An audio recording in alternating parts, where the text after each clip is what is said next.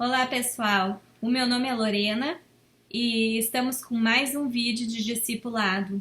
Vídeos número 1 e número 2 falaram do capítulo 1 do livro de Lucas. E hoje nós iremos então falar sobre o capítulo número 2.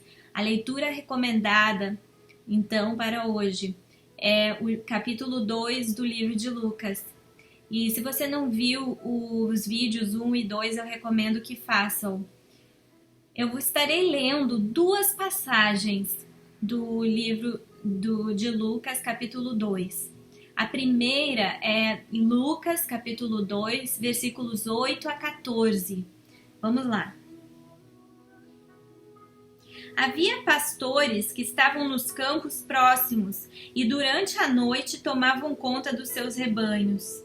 E aconteceu que um anjo do Senhor apareceu-lhes, e a glória do Senhor resplandeceu ao redor deles, e ficaram aterrorizados. Mas o anjo lhes disse: Não tenham medo, estou lhes trazendo boas novas de grande alegria, que são para todo o povo. Hoje, na cidade de Davi, lhes nasceu o Salvador, que é Cristo, o Senhor. Isto lhes servirá de sinal. Encontrarão um bebê envolto em panos e deitado numa manjedoura. De repente, uma grande multidão do exército celestial apareceu com o anjo, louvando a Deus e dizendo: Glória a Deus nas alturas e paz na terra aos homens, aos quais ele concede o seu favor. Glória a Deus. Nós vemos aqui que Jesus nasceu. Nós vemos aqui que o tão esperado Messias para os judeus tinha nascido. Os judeus tinham acesso ao Velho Testamento, às profecias que apontavam para a vinda de um Salvador. E talvez Jesus pudesse visitar os importantes judeus, aqueles que eram líderes religiosos ou governadores da cidade, mas não. Os anjos visitaram esses pastores que estavam cuidando do seu rebanho à noite. Agora imaginem vocês que eram simples pastores que estavam no campo fazendo uma simples coisa que era do seu dia a dia, sempre faziam. E aí a glória do Senhor apareceu com esse anjo. Então eles ficaram assustados, mas esse anjo trouxe as boas novas para eles e falou também que essas boas novas eram para todas as pessoas, não era só para eles. Amados, Jesus, ele nasceu nesse estábulo, num lugar onde se criava animais. Muitas vezes a gente tem uma visão romântica desse lugar, o estábulo onde Jesus nasceu, desse teatro, uma imagem romântica e talvez perfeita desse lugar por causa dos presépios que a gente cresceu comprando, colocando no dia de Natal. E também muitas vezes ouvimos falar que Jesus deitava numa manjedoura, mas a gente talvez não percebe que o manjedoura era o lugar onde esses animais comiam. Então era um lugar como se fosse uma gamela e com certeza não deu nem tempo de limpar, porque os pais de Jesus, Maria, José, eles não estavam esperando que Jesus fosse nascer naquela hora, naquele momento, e não havia lugar, nenhum outro lugar para que ele estivesse sido posto. E esse seria exatamente o sinal para os pastores de que eles encontraram o Salvador. Quando eles vissem essa criança que estava enrolada em panos, deitada em uma manjedoura, porque é uma imagem que não se espera, é algo impossível de se acreditar, que no mesmo dia em que o bebê nasceu, alguém o enrolaria, poria ele em um lugar tão sujo e tão inesperado como uma manjedoura. Mas assim o nosso Senhor escolheu vir para esse mundo escolheu começar de uma posição totalmente baixa. Ele veio para servir o mundo e não poderia ser de outro jeito, senão um nascimento muito simples, com uma narração muito rápida na Bíblia, se compararmos com a narração do nascimento de João. Não houve nada milagroso na cena onde Jesus nasce, e sim no campo, onde esses pastores estavam. Mas olha só, o exército celestial também vem para visitar os pastores e cantam, louvam a Deus. Imaginem aqui que os anjos louvam a Deus nesse dia. Que dia maravilhoso!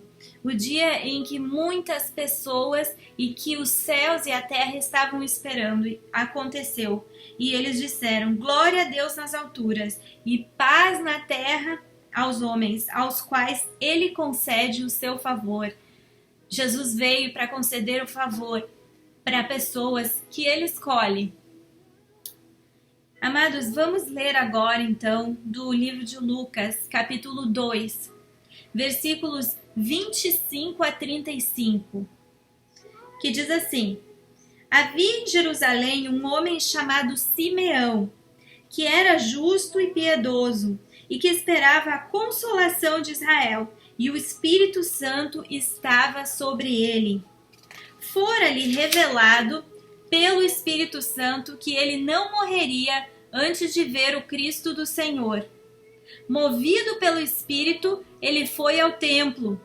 Quando os pais trouxeram o menino Jesus para lhe fazerem o que queria o costume da lei, Simeão o tomou nos braços e louvou a Deus, dizendo: ó soberano, como prometeste, agora podes despedir em paz o teu servo, pois os meus olhos já viram que a tua salvação, que preparaste à vista de todos os povos, luz para a revelação aos gentios e para a glória de Israel, o teu povo.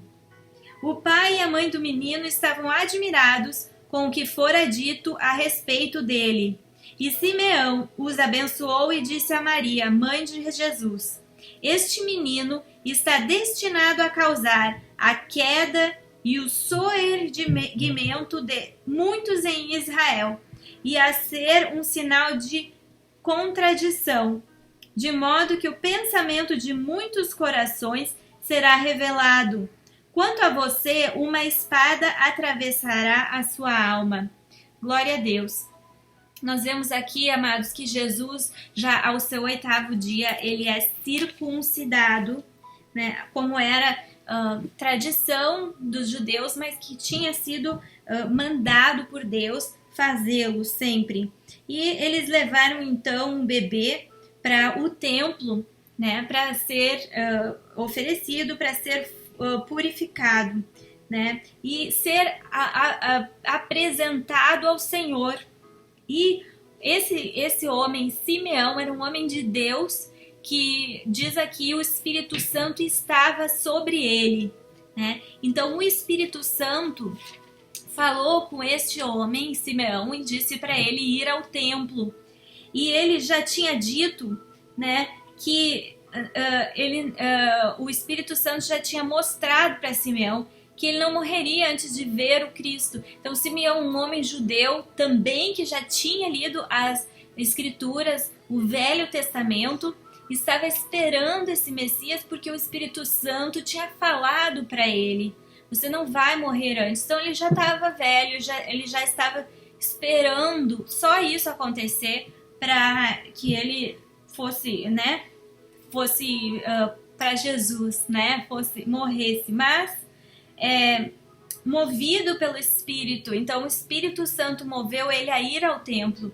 E quando ele vê Jesus, olha só, ele o toma aos braços e começa então novamente a profetizar. A gente já falou sobre isso no primeiro e no segundo vídeo, que a pessoa, quando ela está numa alegria muito grande, porque o Espírito Santo, ele testifica algo, não é uma coisa natural, não é uma coisa que dá para explicar, simplesmente Deus já tinha falado para ele, o que ia acontecer, que ele iria ver esse menino, e aí quando ele viu, o Espírito Santo testificou, e aí a pessoa entra em uma alegria muito grande, em um estado de euforia muito grande, e ele começa então até mesmo a profetizar sobre o que vai acontecer com esse menino. Mas primeiro ele diz: os meus olhos já viram a tua salvação, né? Então assim, ele que preparaste a vista de todos os povos,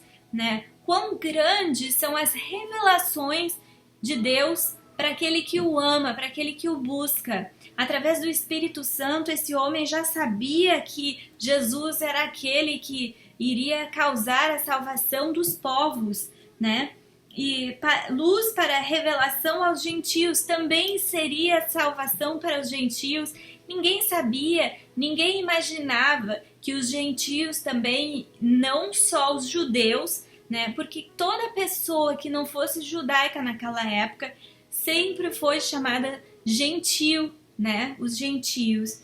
Então, Deus até esse momento tinha favorecido os judeus, era o povo escolhido de Deus. Mas agora, esse homem, através do Espírito Santo, começa a profetizar, dizendo que os gentios também, né, teria também revelação. E para a glória de Israel, teu povo, né? Então, o povo de Deus. Mas também ele diz para Maria, a mãe de Jesus, que esse menino iria causar a queda de muitos em Israel e seria um sinal de contradição, de modo que o pensamento de muitos corações seria revelado. Quanto a você, uma espada atravessará a sua alma. Então esse homem, ele fala sobre a crucificação, né, que seria o que iria atravessar a alma de Maria, pois nenhuma mãe gosta, ou nenhuma mãe... é a pior coisa para uma mãe, eu imagino, perder um filho, né?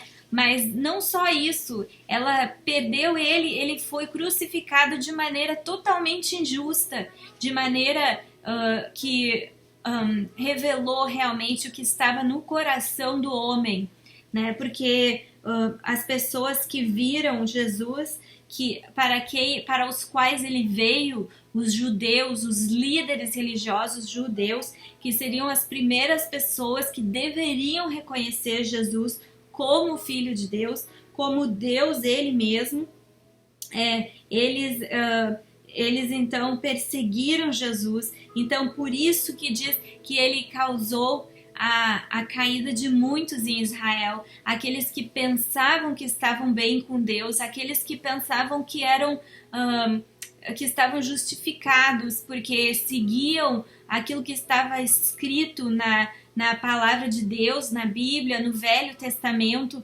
e eles pensavam então que eles eram os únicos que seriam salvos, e bem pelo contrário, eles acabaram negando Jesus, matando Jesus, né, e perdendo a oportunidade de conhecer realmente quem Jesus era, né? Então, amados, vamos estar em oração, né?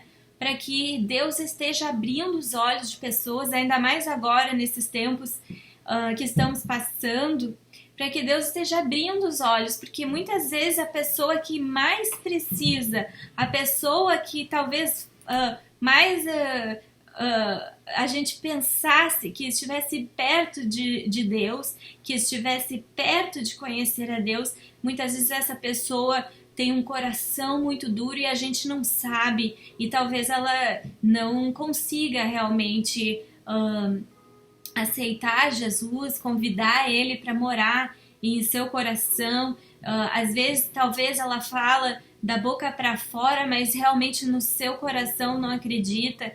Então, amados, vamos estar orando para que Deus esteja realmente abrindo os olhos dessas pessoas e trabalhando o coração delas, tirando, através da situação de sofrimento, tirando toda a dureza de coração que impede elas de ouvirem as boas novas da vinda de Jesus, da vinda do Messias e do grande amor que Deus tem por nós, de ter se humilhado a ponto de vir para essa terra como um bebê, de ter que aprender tudo de novo, de ter que vir aqui e se deitar em uma manjedoura.